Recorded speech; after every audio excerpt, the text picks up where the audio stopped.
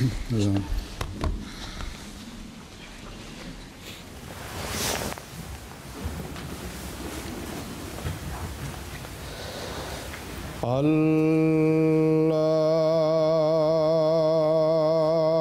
أكبر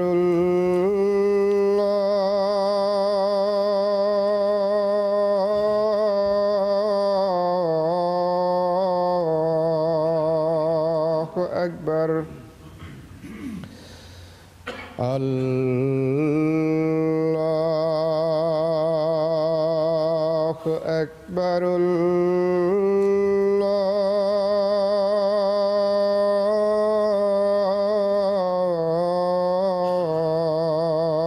الله أكبر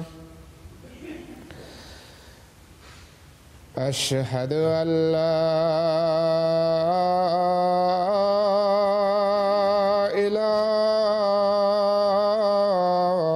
إله إلا الله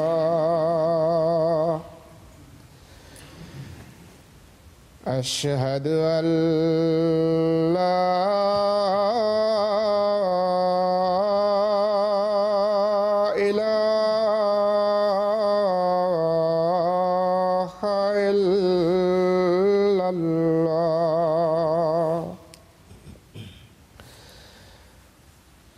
أشهد أن محمدًا رسول الله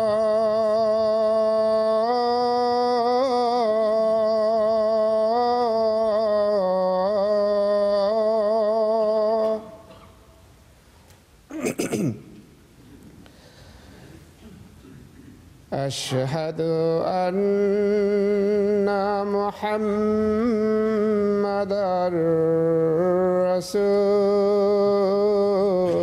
رسول الله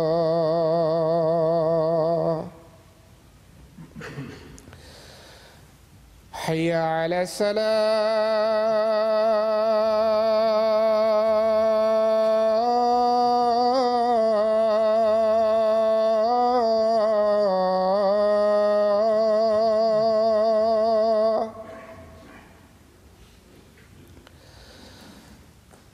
حي على الصلاة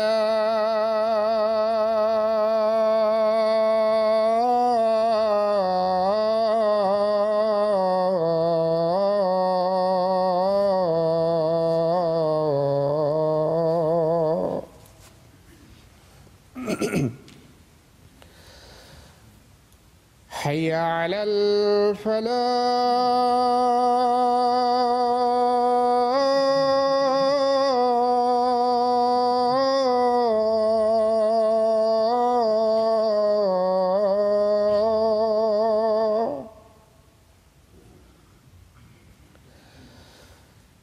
حي على الفلاح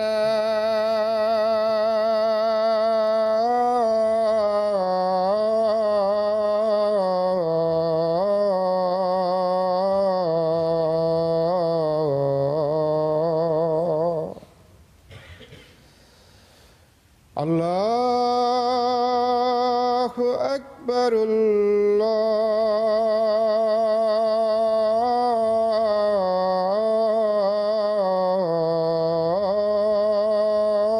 الله أكبر لا إله إلا الله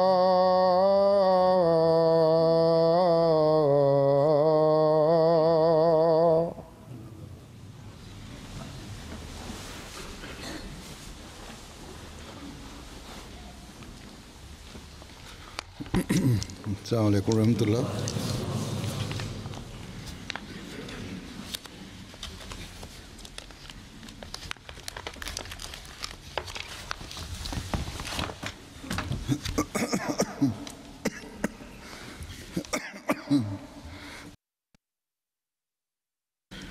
أشهد أن لا إله إلا الله وحده لا شريك له وأشهد أن محمدًا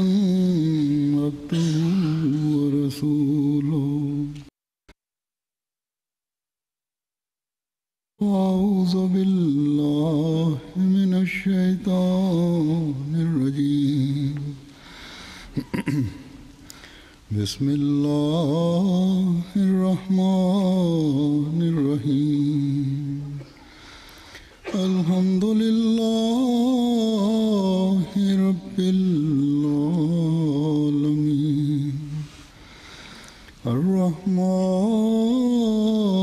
الرحيم مالك يوم الدين إياك نعبد وإياك نستعين اهدنا الصراط المستقيم صراط الذين أنعمت عليهم غير المغضوب عليهم ولا الضالين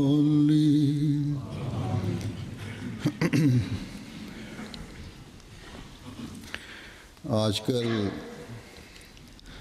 press Bugünlerde दूसरा electronic media matbaa ve diğer medya, internet vesaire इस पर मुस्लिम और गैर मुस्लिम दुनिया में bunun üzerinde hem İslam dünyasında hem de gayrimüslim dünyada बड़ी शिद्दत से मौजूद बहस बना bir konu kuvvetli bir şekilde tartışılmaktadır. ये है O da नामूस रसालत की पासदारी Resulullah sallallahu aleyhi ve sellem'in का कानून saygınlığını nasıl koruyacağız yahut bununla ilgili bir yasa gerçek bir Müslüman için आदम अलैहिस्सलाम से लेकर Hz. Adem aleyhissalatu vesselam'dan हजरत सल्लल्लाहु अलैहि वसल्लम Hazreti Resulullah sallallahu aleyhi ve sellem'e kadar bütün peygamberlere inanan के लिए सब birisi için बेचैनी का बायस है bu çok büyük bir rahatsız konusudur. रसूल की Hiçbir peygambere ताला के भेजे Allah-u Teala'nın göndermiş olduğu hiçbir Resul'e saygısızlık yapılsın ve onun saygınlığı zedelensin. हजरत खातमुल अंबिया Hatemul Enbiya Muhammed Mustafa sallallahu aleyhi ve sellem Hazretleri söz konusu olunca जिन्हें खुदा ताला ने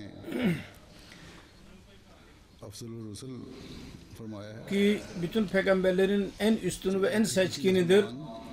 बेचैन हो O söz konusu olunca bir gerçek Müslüman rahatsız olur tabi. जाए तो कटवा सकता है Kendi kellesini uçurtabilir.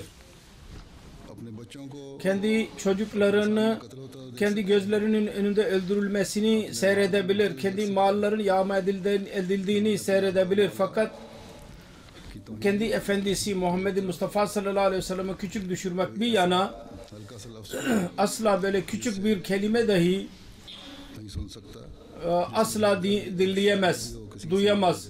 Ki orada az zerre kadar bir saygınlık şüphesi dahi olan bir kelime duyamaz. Her neyse söylediğim gibi İslam dünyasında özellikle Pakistan में Pakistan'da bilhusus bazı durumlardan dolayı ये मौजू बड़ा नाजुक मोड़ इख्तियार कर गया bu konu çok nazik bir duruma girmiştir. दुनिया की नजरें आज Ve onun için dünyanın gözleri Pakistan पर गड़ी हुई Pakistan'ı üzerindedir. अलावा और बहुत सारी वजूहत के Birçok diğer sebeplerden dolayı bu da büyük bir sebeptir. और मगरबी ममालिक के Ve batılı ülkelerin बाद सरबराहान भी bazı liderleri dahi वो भी ve hatta Papa dahi से bu konuyla ilgili olarak Pakistan की हुकूमत से Pakistan'ın hükümetinden bazı taleplerde bulunmaktadırlar. आजकल Bugünlerde प्रेस में matbaada मगरबी ममालिक या तरक्की याफ्ता कहलाने वाले ilerlenmiş ülkeler मुसलमानों को और इस्लाम को एक बिहाना İslamiyetini ve Müslüman ülkelerini bir terörist, से पुरग्रो barbar, dar kafalı bir din olarak और दुनिया bunu ileri sürerler ve dünyada Pakistan, Afghanistan Afganistan ve diğer bazı İslam ülkelerinin örnekleri से बहुत ज़्यादा bununla alakalı olarak çok fazla ileri sürülmektedir. बहरहाल मैं इस वक्त Durum ne olursa olsun ben şimdi bu tartışmaya girmeyeceğim. रसालत के कानून की Resulullah sallallahu aleyhi ve sellem'in namusunu korumak için var olan yasasının ne önemi var bizim gözlerimizde शक्ल होनी चाहिए ve yasal şekli ne olmalıdır? Yahut bununla alakalı olarak gayrimüslim dünya फ़ायदा हासिल करने की hangi faydaları elde etmeye çalışmaktadır और बाद हालात में ve bazı durumlarda मुसलमानों के जज्बात जज्बात से Müslümanların hislerini rencide etmektedir. मैं तो सिर्फ Ben yalnız şunu söylemek istiyorum bugün. कि मेरे सैयद मौला Benim efendim Hz. Muhammed Mustafa sallallahu aleyhi ve sellemin इज्जत व नामूस पर namusu ve saygınlığına eğer birisi zerre kadar onu rencide etmeye kalkışırsa इस फरमान Allah-u Teala'nın şu buyruğuna इन्ना कफैना İnna kafena kal mustahzehin bunun altına girecektir. Biz seninle alay edenlere karşı sana yeterliyiz. Allah-u Teala'nın cezasını görecektir ve hem dünyasını hem de ahiretini berbat edecektir. मेरे आका दो जहान Benim efendim iki cihanın efendisinin durumu öyledir ki इज्जत व मर्तबे के Resulullah'ın hürmeti ve namusu için Yüce Allah हर आन her an इसकी हिफाजत फरमा रहा है onu korumaktadır. कि जिस तक दुनिया वालों की सोच पहुंच भी नहीं Ki dünya insanları asla onu hatta düşünemezler dahi. सल्लल्लाहु अलैहि वसल्लम के मुकाम Resulullah sallallahu aleyhi ve sellem'in आप सल्लल्लाहु अलैहि वसल्लम derecesi, mertebesi, आप सल्लल्लाहु अलैहि वसल्लम की इज्जत को Resulullah'ın saygınlığı लम्हा her saniye बुलंदतर करते चले जाने को अल्लाह ताला ने कुरान करीम yüceltmeye Allah-u Teala Kur'an-ı Kerim'de şöyle beyan etmiştir. Yücelteceğini şöyle demiştir. İnnallâhe ve melâiketehu yusallûne alen nebiyye. यानी अल्लाह Şüphesiz Allah और उसके सारे ve फरिश्ते onun bütün melekleri नबी करीम पर Hz. Resulullah'a salavat okurlar. ये है वो मुकाम İşte Resulullah'ın derecesi budur. Bu da yalnız ve yalnız Muhammed Mustafa sallallahu aleyhi ve sellem'e verilmiştir. जो किसी नबी की Bu başka hiçbir peygamber için kullanılmamıştır bu kelimeler. इस मुकाम को इस Ve bu dereceyi bu zamanda en fazla आ हजरत सल्लल्लाहु अलैहि वसल्लम Hz. Resulullah sallallahu aleyhi ve sellem'in gerçek aşığı ने समझा है anlamıştır ve bize anlatmıştır. आप अलैहिस्सलाम एक जगह फरमाते हैं Hz. Mesih Maud aleyhissalatü vesselam bir yerde şöyle demiştir. Resulullah'ın gerçek aşığı olan vaat edilen Mesih ve Mehdi aleyhisselam bir yerde şöyle buyurmuştur. कि हमारे सैयद व मौला Bizim Efendimiz Mevlamız Muhammed Mustafa sallallahu aleyhi ve sellem का ही सिद्क व वफाद sıdkını, doğruluğunu ve vefasını görün. Her çeşit kötü hareketlere karşı koydu. Değişik sıkıntılara girdi, musibetlere girdi ama asla aldırış etmedi. Aslında bu doğruluk ve vefası neticesinde Allah-u Teala lütfetti. Onun için Allah-u Teala buyurdu ki İnnallâhe ve melâiketehu yusallûne alen nebiyye. Ya eyyühellezine amanu sallu aleyhi ve sellemû teslîmâ. अल्लाह ताला उसके Allah ve onun bütün melekleri रसूल पर दरूद भेज Resulullah'a salavat okurlar. Ey inananlar सलाम भेजो siz de salavat ve selam okuyun bu peygambere. फरमाया कि इस आयत से जाहिर होता Bu ayetten açıklandığı gibi Resulullah sallallahu aleyhi ve sellem'in है ऐसे थे amelleri öyleydi ki की तारीफ Allah-u Teala साफ की onları met तहदीद करने के लिए etmek için belli bir kelime beyan etmedi. Birçok kelime vardı ama kendisi kullanmadı. Yani वसल्लम की आमद Resulullah sallallahu aleyhi ve sellem'in salih amellerini beyan etmek sınırlandırmaktan öte idi. Hiçbir ayet, böyle bir ayet başka bir peygamber hakkında kullanılmamıştır. Buna benzer bir ayet. Resulullah sallallahu aleyhi ve sellem'in ruhunda öyle bir doğruluk ve vefa ruhu vardı खुदा की निगाह में ki onun amelleri Allah-u Teala'nın gözünde o kadar sevimliydi ki Allah-u Teala da ebediyen bu şöyle buyurdu. Gelecek olan Allah-u Teala'ya şükranlarını bildirmek için Resulullah'a salavat okusunlar. बस आज ये सिद्क व वफा है Onun için bugün bu sıdık ve bu vefadır, bu doğruluk ve bu vefadır ki bunun örneğini bizim gözlerimizin önünde Hazreti Resulullah sallallahu aleyhi ve sellem sermiştir. वफा का ताल्लुक Bu sıdık ve vefa alakası Hazreti Resulullah sallallahu aleyhi ve sellem ये ताल्लुक अपने पैदा करने वाले खुदा से दिखाया nereden alarak gösterdi? Kendi Rabbinden alarak bize gösterdi.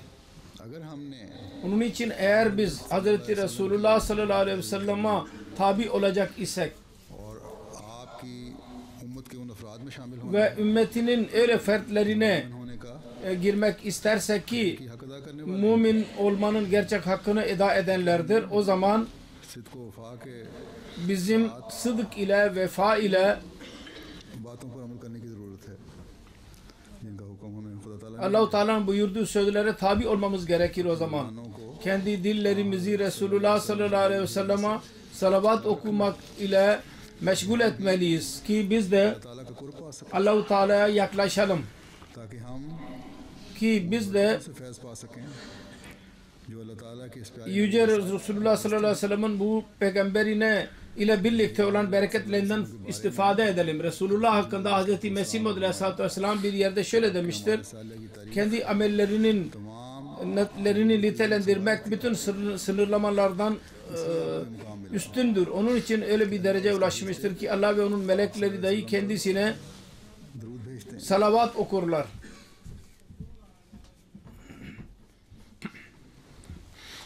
और इसलिए Onun için उनको भी हुक्म है müminlere dahi emir verilmiştir ki salavat okuyunuz.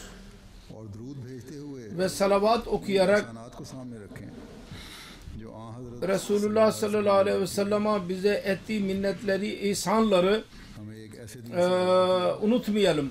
Resulullah bize öyle bir dinden आने वाला है bize getirdi ki bizi Allah-u Teala'ya yaklaştırmaktadır. अखलाक रखे Bizim gözlerimizin önünde öyle güzel ahlakla serdiler ki Allah-u Teala onları sevmektedir. सल्लल्लाहु अलैहि वसल्लम ने Resulullah sallallahu aleyhi ve sellem bir yandan Allah-u Teala'nın तौहीद के क़याम के लिए sevgisi ve tevhid için en güzel örnekler ileri sürdüyse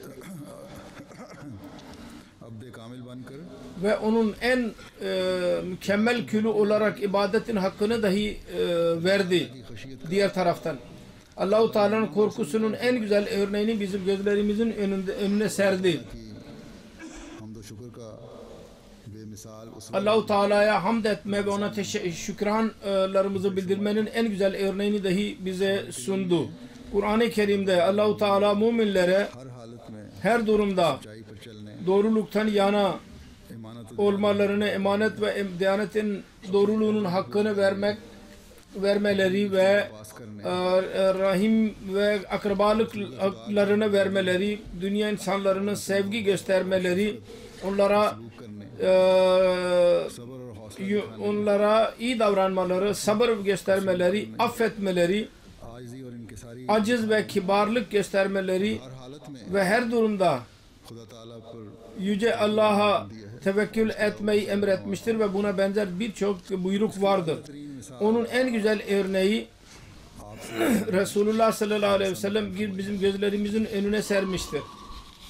बस मोमिन का ये फ़र्ज़ है Onun için müminin görevidir. जब अपने सही Her ne zaman सल्लल्लाहु अलैहि वसल्लम को दरूद भेजे Resulullah'a salavat okursa उन नमूनों को कायम करने की bu örnekleri kurmaya çalışsın. İşte o zaman कोशिश को वफा का इजहार होगा doğruluk ve vefanın rıfayı gösterecektir.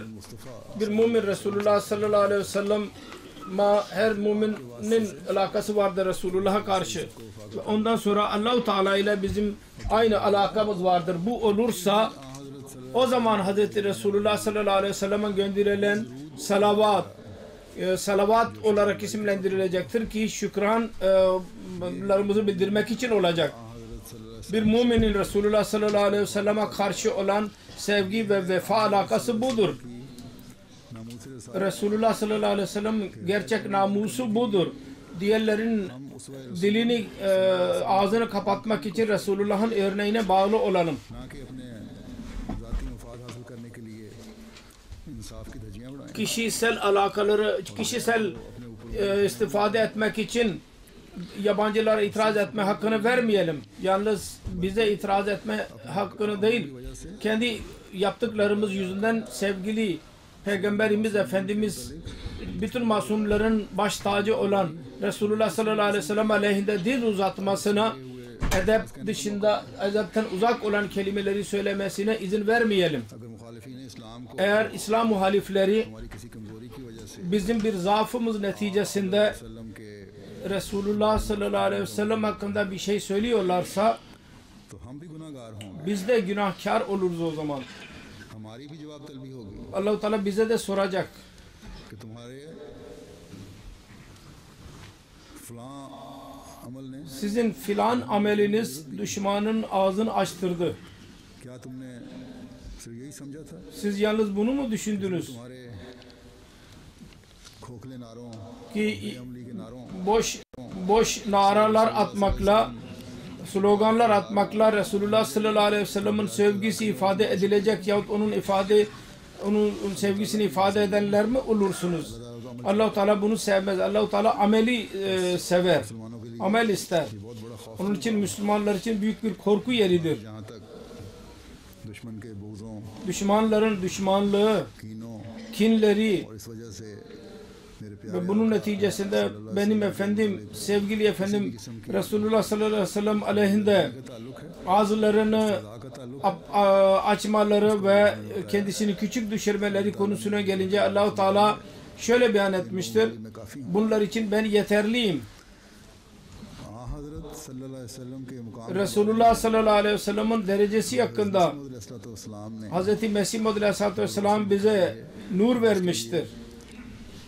एक Ahmadi Ki o nur için bir Ahmedi तो इस्लाम का भी शुक्र Hz. Mesih Maud aleyhissalatü vesselama dahi teşekkür borçludur ve borçlu olmalıdır. अगर आप हमें सही रास्ता न Eğer bize doğru yol göstermiş olmasaydı तो हमारा भी हज़रत सल्लल्लाहु अलैहि वसल्लम bizim de Resulullah sallallahu aleyhi ve sellem ile alakamız सिर्फ ज़ाहिरी zahiri yasalar और जलसे जुलूसों तक ही होता ve toplantıya kadar olurdu. Toplantılara kadar olurdu. Bu salavata biz Ale Muhammed diyor isek तो हज़रत सल्लल्लाहु अलैहि वसल्लम के Resulullah sallallahu aleyhi ve sellem'in सब्र भी बनना चाहिए sevgili Mehdi dahi söz konusu olmalı. हमारी रहनुमाई फरमाई Ki o da bu zamanda bize yol göstermiştir.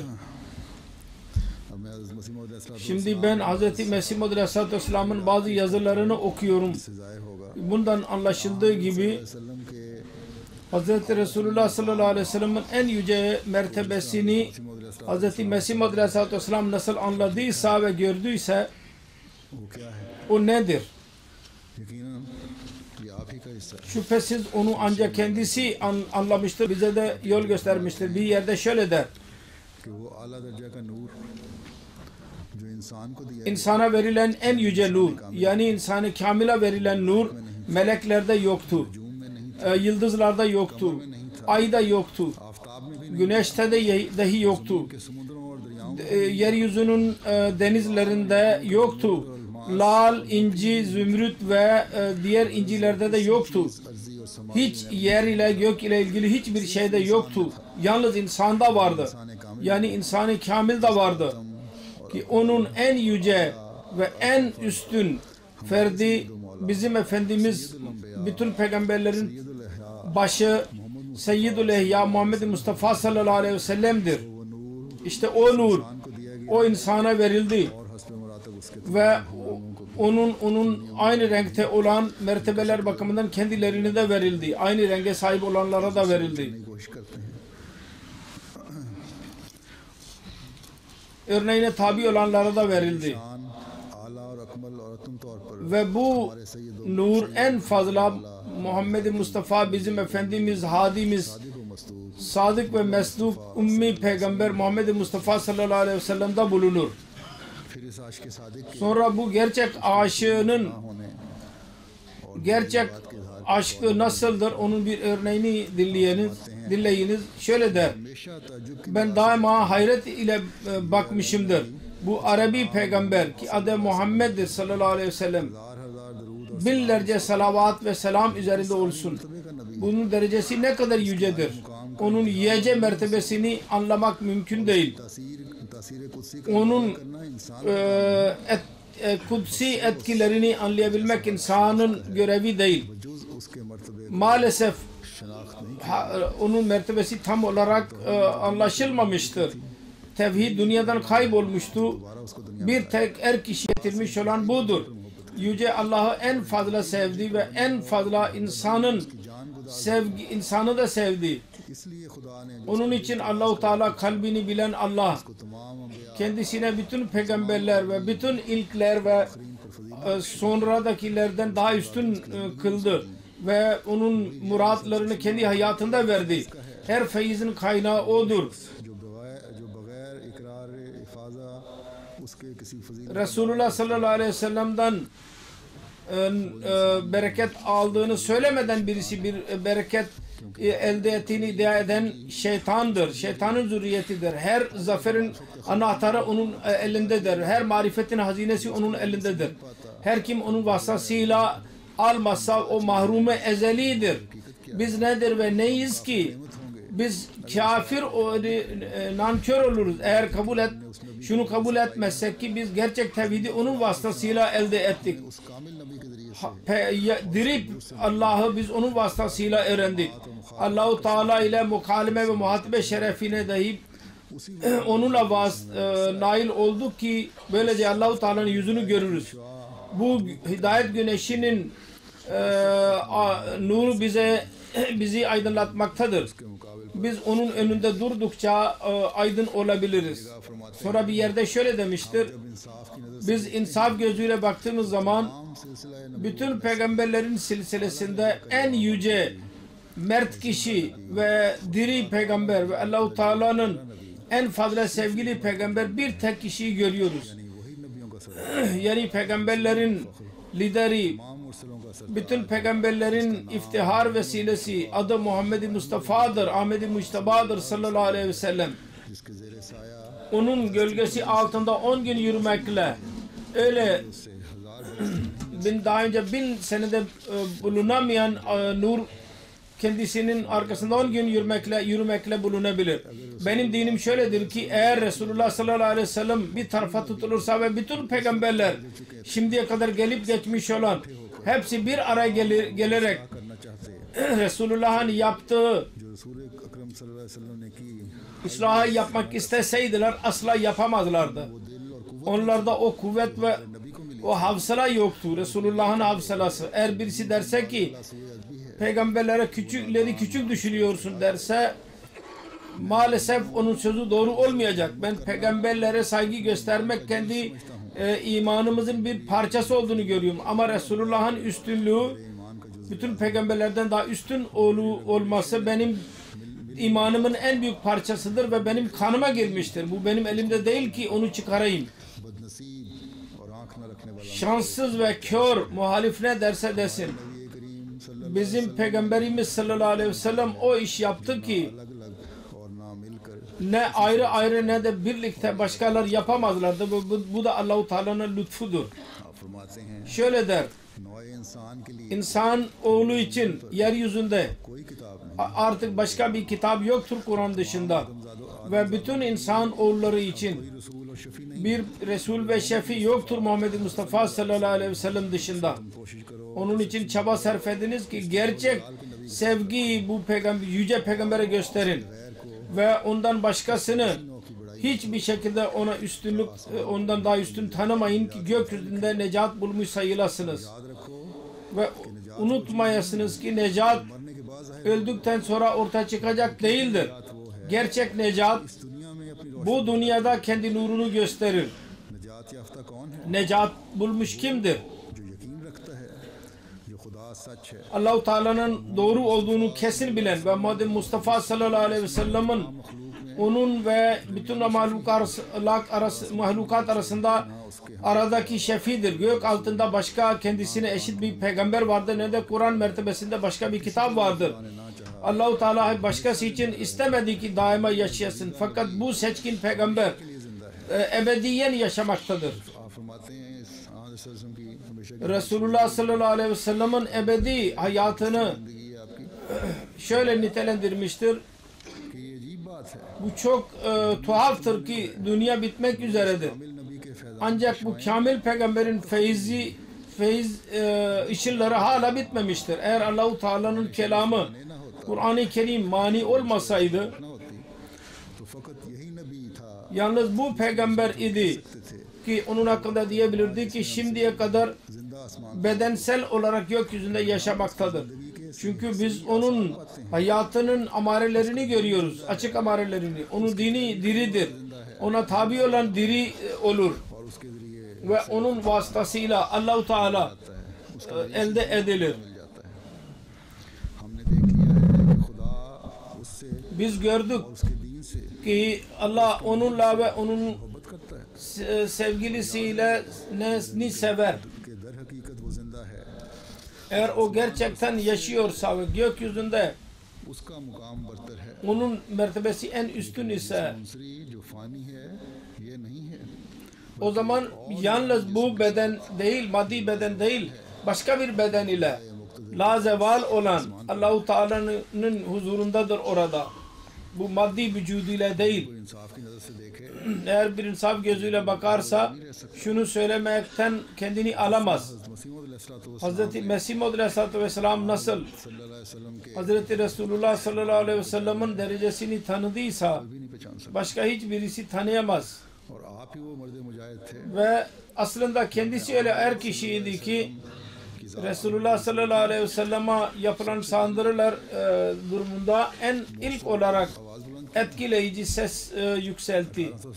1997 में 1897 senesinde पादरियों की तरफ से papazlar tarafından प्रेस गुजरांवाला में इस्लाम के रद्द Gujranwala'da bir İslamiyet aleyhinde bir kitap yayınlandı ve orada Resulullah sallallahu aleyhi ve sellem'in zatı aleyhinde çok çirkin sözler sarf edildi ve Müslümanlar öfkelendirildi फिर मुसलमानों का दिल ve ondan sonra Müslümanları rencide etmek için copy उस किताब की bu kitabın 1000 tane kopyası ulemalara ve Müslüman liderlerine parasız olarak gönderildi ve bir kopyası Mesih Maud Aleyhisselatü Vesselam'a dahi gönderildi. इस्लाम ने Bunun üzerine Mesih Maud Aleyhisselatü Vesselam bir broşür yayınladı ve hükümetin dikkatini çekti. कानून बेशक ये कह दे Bir yasa ne olursa olsun तुम्हें भी इजाजत है और ये siz de yapabilirsiniz desin, bu वहाँ तक जुमरे में नहीं आता küçük düşürmek zümresine girmez. Siz de kitap yazabilirsiniz. फरमाया कि मुसलमान Fakat dedi ki Müslümanlar तमाम अम्बिया पर ईमान bütün peygamberlere inanıyorlar. लाते। इसलिए हज़रत ईसा अलैहिस्सलाम Onun için Hz. İsa Aleyhisselam yahut başka bir peygamber aleyhinde लग़वियात नहीं लिख सकते öyle boş kelimeler yazamazlar ve öyle çirkin kelimeler kullanamazlar. Devlete fikir verdi. Hükümet öyle bir yasa çıkarsın ki जिस पर हर एक जिसमें हर एक फरीक सिर्फ अपने मजहब की खूबी orada herkes kendi dininin güzelliklerini beyan etsin ve başka bir dine saldırmasın. İzin olmasın bu. Ve bu güzeldir. Emniyet için en güzel yol ve kardeşliği koruyan yol budur. Başka bir güzel bir yol yoktur. आपको हज़रत सल्लल्लाहु अलैहि वसल्लम के मुकाम Hz. Resulullah sallallahu aleyhi ve sellem'in mertebesini korumak और मुखालफीन के ve muhaliflerin सल्लल्लाहु अलैहि वसल्लम की ज़ात पर और इस्लाम पर हमले Resulullah'a ettiği saldırılar, İslamiyet'e ettiği saldırılar elinde Mesih Maud Aleyhisselatü Vesselam'ın kalbinde bir coşku vardı. Ve her zaman savunmak için मुसलमानों को भी समझाया कि किस ayağa kalkardı. Müslümanlara da fikir verdi. Nasıl onların saldırılarını yenilgiye uğratabiliriz? Ne yol benimsemeliyiz? Hangi fırkadan olursanız olun. हज़रत सल्लल्लाहु अलैहि वसल्लम Hz. Resulullah sallallahu aleyhi ve sellem'in zatını korumak öyle bir önemli iştir ki bütün Müslümanlar birleşmelidirler. Şöyle der, हमारे मुखालफों ने bizim muhaliflerimiz हज़ारों एतराज़ करके ये binlerce itiraz ederek şöyle इस्लाम के मुखालफों ने İslamiyet'in muhalifleri कि नूरानी İslamiyet'in nurlu ve güzel çehresini çirkin जाहिर करें ve mekruh göstermek istemişlerdir. Aynı şekilde bizim de çabalarımız bunun için olmalıdır ki bu pak dininin güzelliklerini बेऐब ve ayıpsız olduğunu, Resulullah'ın masum olduğunu ispat edelim. गुमराहों की हकीकी Unutmayasınız ki इसी में है biz और जलील bu küçük गलतियों पर itirazlara, onlara bilgi verelim. दिखलावें Onlara gösterelim ki İslamiyet'in güzel çehresi ne kadar nur yüzlü, ne kadar mübarek ve ne kadar हर एक दाग से पाक her çeşit izden temizdir. जरूर ही करना चाहिए Mutlaka yapmamız gereken iş budur. Ki bu decel ve iftira से कौमों को इस्लाम की निस्बत ki kavimler İslamiyet aleyhinde उखाड़ते हैं काम सब कामों पर मुकदम kötü zende bulundurulmuştur. Bunun kökünü kazıyalım. Gaflet içinde Allah'a ve Allah'a günahkar oluruz Allah'a karşı. इस्लाम İslamiyet'i gerçekten sevmek ve Resulullah sallallahu aleyhi ve sellem'in gerçek sevgisi yalnız şundadır ki biz bu iftiralardan Seyyid ve Mevla Muhammed Mustafa sallallahu aleyhi ve sellem ve İslamiyet'i temiz edelim. और और वसवासी दिलों को ये एक नया मौका और ve वसवसा का ना दें। vesvese yapmalarına izin vermeyelim. से Sanki biz zorla saldıranlara karşı koymak istiyoruz ve cevap vermek istemiyoruz. Hayır. एक शख्स Her bir insan kendi düşüncesine tabi olur. Ancak Allah-u Teala bizim kalbimizi इसी अमल bunun için açmıştır. कि इस वक्त Ki और इस जमाने में şu anda इस्लाम की ve हकीकत इसी में है İslamiyet'in güzelliği bundadır. जो बोया गया है Ki bu उन एतराज़ात temel artık atılmıştır. Avrupa'da ve Asya'da bu düşünceler yayılmıştır. Bunun kökünü kazıyalım. İslamiyet'in güzelliğini ve nurlarını ve bereketlerini yabancılara öyle gösterelim ki onların gözleri kamaşsın. और उनके दिल उन मुफ्तरियों से बेदार Onların kalpleri bu iftira edenlerden bizar olsunlar ki yalancı bir şekilde İslamiyet'i küçük düşürmeye çalışmışlardır. लोगों के ख्याल Onların düşüncelerine biz üzülüyoruz. के बावजूद है कि वो देखते हैं कि किस कदर जहरीली Ne kadar zehir dolu itirazla ileri sürüyorlar ve nasıl aldatıyorlar. Yine de diyorlar ki bu itirazları reddetmeni gerek yoktur. उठाना और गवर्नमेंट में मेमोरियल भेजना काफी Yalnız hükümete mektup yazmak yeterlidir. Hayır, bu yeterli değil. मुकदमा बना दिया। Dava açmak, mahkemeye başvurmak एक अमली कोशिश ya mektup yazmak yeterli değil. Fiilen ebedi bir çaba olmalı. Asıl sancı budur. Ayağa kalkınız ve ebedi olarak इल्जामात के bu suçlamaları reddetmeye çalışınız. और अपने Ve kendi amellerinizi gerçek Müslümanın ameli haline getiriniz. ना कि सिर्फ memorial Yalnız mektup yazarak yahut yürüyüş düzenleyerek yahut gürültü yaparak işimizi yaptık demek yeterli değil. Hz. Mesih Muhammed Aleyhisselatü Vesselam Resulullah sallallahu aleyhi ve sellem'in namusu için nasıl düşünüyordu? Bu iktibaslardan biz onu करने लगा हूँ anlayabiliriz. Şöyle demiştir. कि जो लोग नाहक Bazı kimseler Allah'tan korku duymadan bizim Peygamberi Efendimiz sallallahu aleyhi ve sellem'i वसल्लम को haksız yerde kötü kelimeler aleyhinde kullanıyorlar ve çirkin töhmetler atıyorlar ve sövmekten de uzak durmuyorlar. Biz onlarla nasıl barışabiliriz? सच सच कहते Ben açık olarak söyleyebilirim ki biz yılanlarla और बियाबानों ve kurtlarla, ormandaki kurtlarla barışabiliriz. Ama जो हमारे bizim Efendimiz sallallahu aleyhi ve sellem'e itiraz edenlerle barışamayız. O da bizim babamızdan, annemizden daha sevgilidir. Allah-u Teala bize İslamiyet üzerinde ölüm versin. Biz imanımızı zayi etmek istemiyoruz. Zayi eden bir amelde bulunmak istemiyoruz. Sonra muhaliflerin itirazlarını bahsederek bir yerde şöyle demiştir. अल्फाज में इस गैरत का इजहार करते हुए फरमाया कि मेरे दिल Benim को किसी चीज़ ने kalbim asla bana eziyet vermemiştir. जितना कि इन लोगों के इस हंसी Bu- ठट्ठा ने Bu zatların alayları, Resulullah sallallahu aleyhi ve sellem'e ettiği itirazları, उनके दिल आज़ार तानों तशनी onların çirkin düşünmeleri, Resulullah sallallahu aleyhi ve sellem'e yaptıkları çirkin itirazlar benim kalbimi çok rencide etmiştir.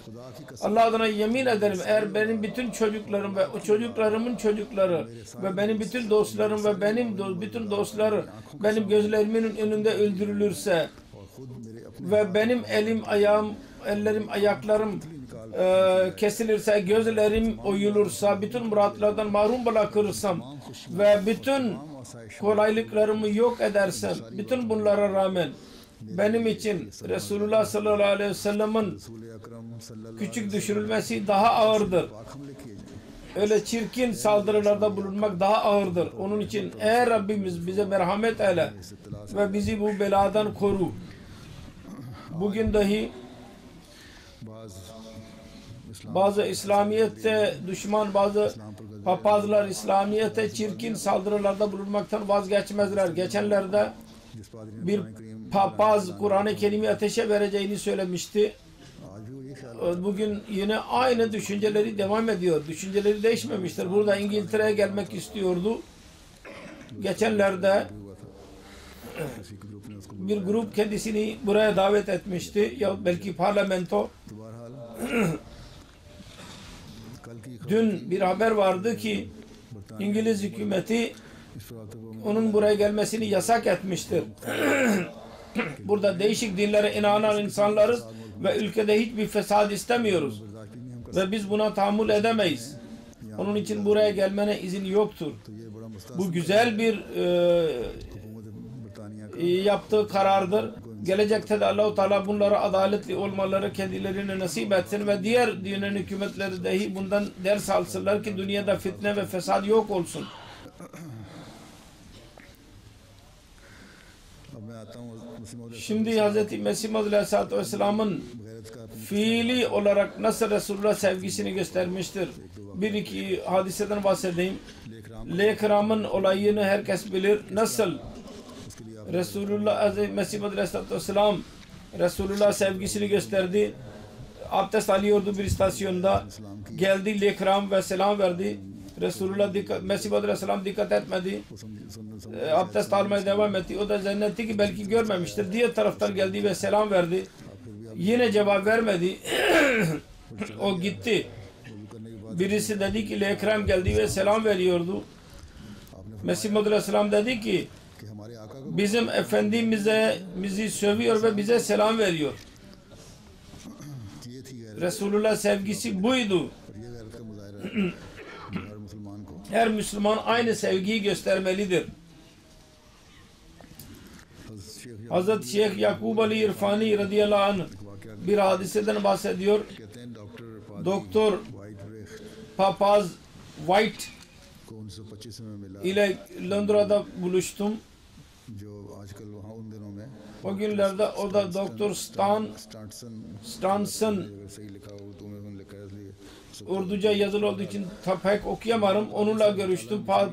Batala'da papaz olarak görev yapmıştım. Mesih Maud Aleyhisselatü Vesselam ile de mülaki olmuştu. Fatih Mesih ile bir mübahisesi vardı.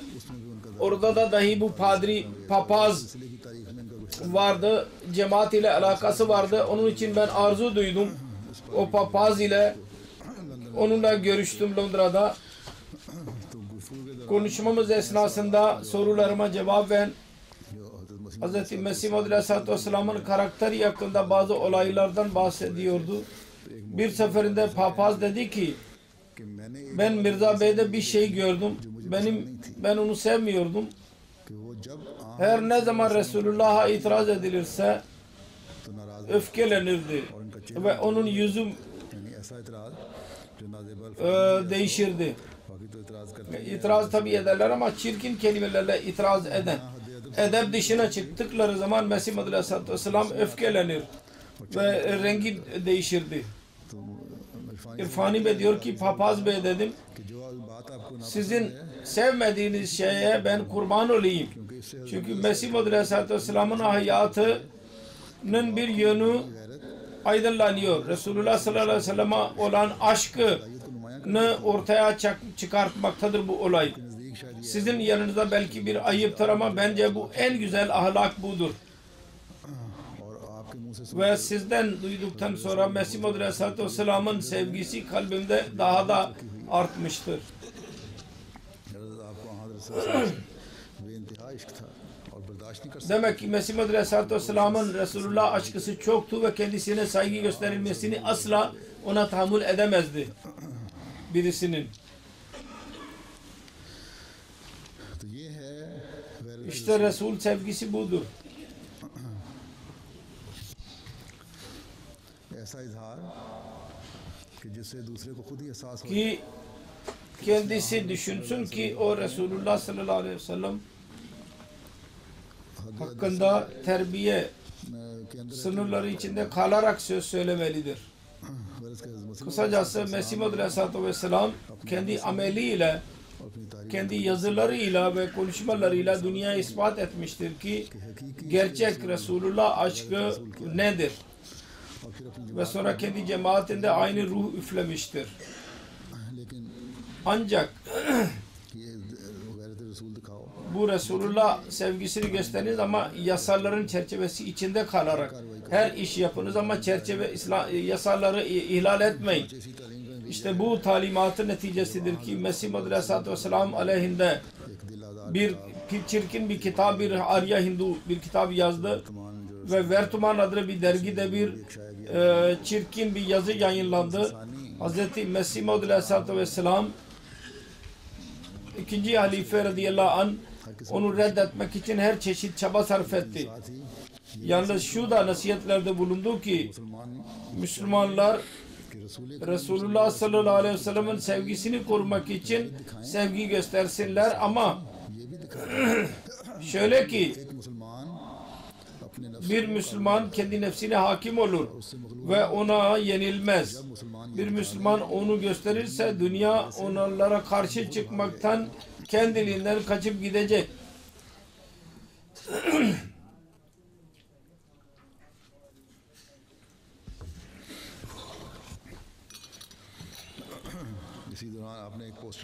Bir broşür dahi yayınlattı ve onun kelimelerine bakarsak ne kadar İslam sevgisi, Resulullah sevgisini gösterdiği anlaşılır. Mesih Maud Aleyhisselam diğer Müslümanlara da aynı nasihatte bulunmuştur. Şöyle demiştir. Bu itirazlar ediliyordu Resulullah'a. Bundan daha fazla İslamiyet için başka bir musibet günü gelebilir mi? Bundan daha fazla çaresizliğimiz başka bir şekle girebilir mi? Bizim komşularımız bilmez mi ki biz Resulullah sallallahu aleyhi ve sellem fida nefsi ve ehli en içtenlikle severiz. Bedenimizin zerrimiz dahi Resulullah'ın ayaklarının tozu kadardır. Eğer onlar bunu biliyorlarsa bu gibi yazılardan başka gayeleri nedir ki bizim kalplerimizi yaralasınlar ve bizi çaresizliğimizi gözlerimizin önüne sermek istiyorlar. Müslümanların hislerinin bunları asla aldırış etmezler. Ben soruyorum, Müslümanlara eziyet vermek için başka hiçbir yol yok mu? Bizim canlarımız hazırdır. Bizim evlatlarımızın canları hazırdır. Bize eziyet veriniz. Ama peygamberlerin efendisine eziyet ederek kendi dünya ve ahiretinizi berbat etmeyiniz ki ona saldıranlarla biz asla barışamayız. Bizim tarafımızdan sık sık söylenmiştir ve tekrar hatırlatmak istiyorum. Biz ormanların hayvanlarıyla ve yılanlarla barışabiliriz ama bunlarla barışamayız. Resulullah sallallahu aleyhi ve sellem'e küfür edenlerle. Tabii ki yasanın altında ne yaparlarsa yapsınlar. Pencap üst mahkemenin aleyhinde, Müslümanlar aleyhinde bir karar vermişti. Ne kadar isterlerse bizim Efendimiz'e küfür edebilirler. Ancak hiç unutmasınlar ki başka bir kanun daha vardır. O da Allah-u Teala'nın yasasıdır. Allah-u Teala kendi kuvveti hükümetin yasasından kurtulabilirler ama Allah-u Teala'nın yasasından kurtulamazlar. Ve Allah-u Teala'nın yasası mutlaka gerçekleşecek. Her kimi biz seviyorsak ona küfreden bizden sevgiyi bekleyemez. Sonra bunun neticesinde Allah-u Teala'nın lütfuyla yasa değiştirildi Hindistan'da ve bir yasa ortaya çıkarıldı ki peygamberler hangi dinin lideri olursa olsun ona küfür edilemez. Sonra Ahmediye cemaatinin tarihine bakalım. Bundan 20-25 sene önce Salman Rushdie kendi mekruh kitabını yazdıydı. O zaman 4. halife onun cevabını verdi. Kendisi ve kitap olarak da kitabın cevabı yazıldı. İngilizce olarak yayınladı. Urduca tercümesi dahi yayınlanmıştır. Salman Rushdie Bhutto ke Aseb bu cinlerin gölgesinde adlı bir tercümesi var. Danimarka'da Resulullah sallallahu aleyhi ve sellem aleyhinde bazı resimler çıkarıldı ve o zaman orada ben de hutbe verdim.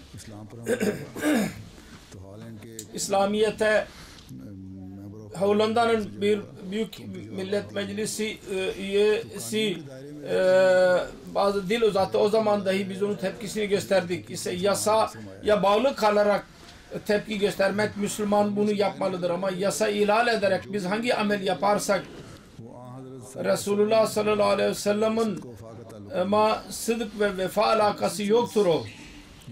Fakat bunu bu aşkı gösteren bizim Resulullah sallallahu aleyhi ve sellem'in mesajıdır. Eğer Müslümanlar o mesajını anlarlarsa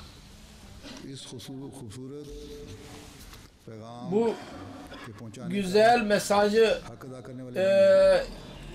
ulaştırmanın hakkını verirlerse bugünkü bugünkü durum söz konusu olamaz. Ve Resulullah sallallahu aleyhi ve sellem'in örneğine bağlı olsaydılar Müslüman, düşmanın ağzı kapatılmış olurdu. Eğer bazı Müslümanlardan bazı kimseler yasanın gölgesi altında kendi çıkarları lehinde çıkarlarını elde etmeye çalışsaydılar dahi yasa onların suçlu olduğunu göstererek bunun kökünü kazardı. Kendi menfaatları elde etmenin kökünü. Fakat bu takva işleridir. Onun için eğer Müslümanlar Resulullah'ın sevgisini kurmak istiyorlarsa takvayı arasınlar.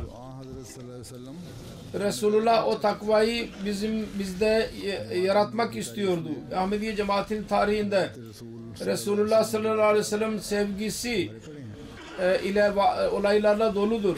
Birkaç hutbede bir tek değil birkaç hutbede dahi onları beyan etmek mümkün değil. Eğer biz İslam ve Resulullah sallallahu aleyhi ve sellem'in zatını her çeşit itiraz ve alaylardan korumak istersek bir yasayla değil, dünya insanlarını Resulullah sallallahu aleyhi ve sellem'in bayrağı altında toplayarak yapabiliriz. Çünkü gerçek budur. Dünyanın fesatları o zaman bitecek. Ne zaman ki biz Hz. Resulullah'ın gerçek talimatına bağlı olursak ve dünya insanlarını Resulullah'ın bayrağı altında toplarsak, ancak eğer yalnız yasa yaparak ve ondan kendi çıkarlarımızı elde edersek biz de dahi Resulullah'a saygısızlık yapmakta oluruz. Vertman dergi vardı, söylediğim gibi 2. halife radıyallahu anh onun hakkında yazdı Müslümanlara, dedi ki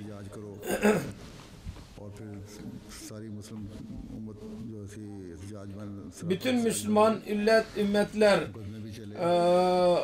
ayağa kalktı, mahkemeye başvuruldu ve sonunda bir yasa çıkarıldı ve suçlu cezalandırıldı. Onun kararı verildikten sonra Hz. 2. halife radıyallahu anh dedi ki ve gerçek doğru söyledi.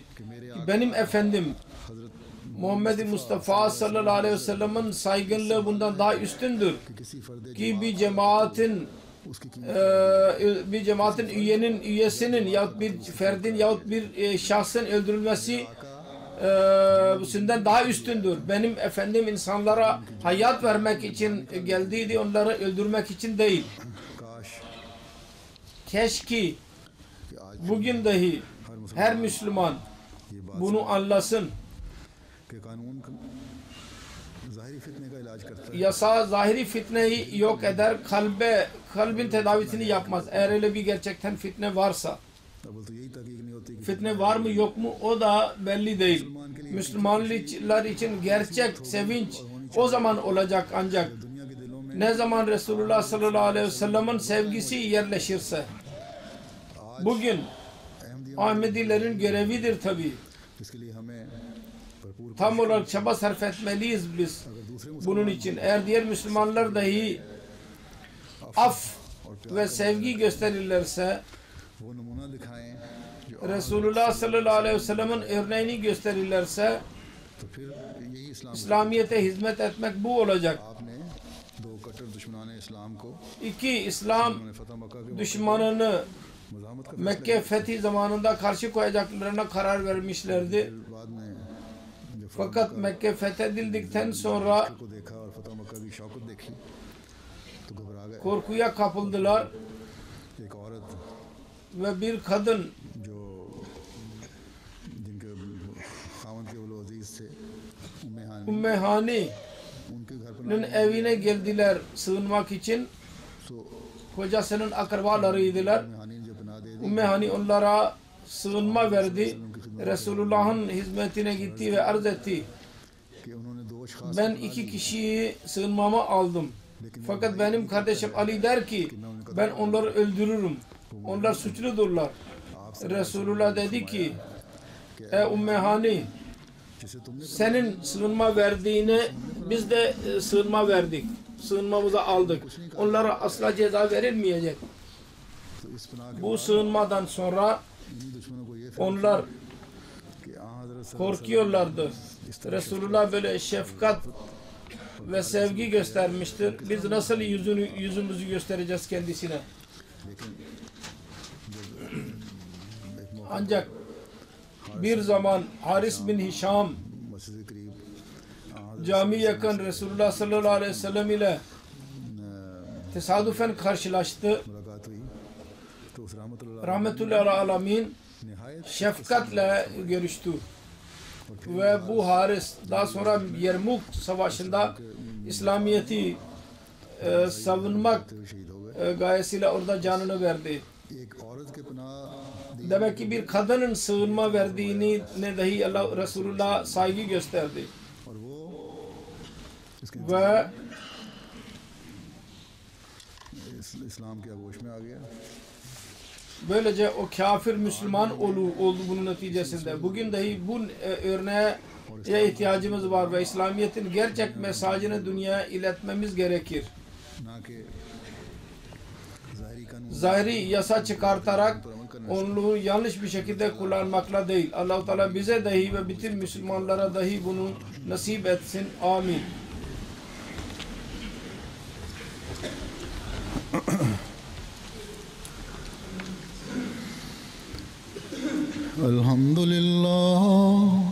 الحمد لله نحمده ونستعينه ونستغفره ونؤمن به ونتوكل عليه ونعوذ بالله من شرور أنفسنا ومن سيئات أعمالنا من يهده الله فلا مضل له ومن يضلل فلا هادي له ونشهد أن لا إله إلا الله ونشهد أن محمدا عبده ورسوله عباد الله رحمكم الله إن الله يأمر بالعدل والإحسان وإيتاء ذي القربى وينهى عن الفحشاء والمنكر والبغي يعظكم لعلكم تذكرون اذكروا الله يذكركم وادعوه يستجب لكم ولذكر الله أكبر.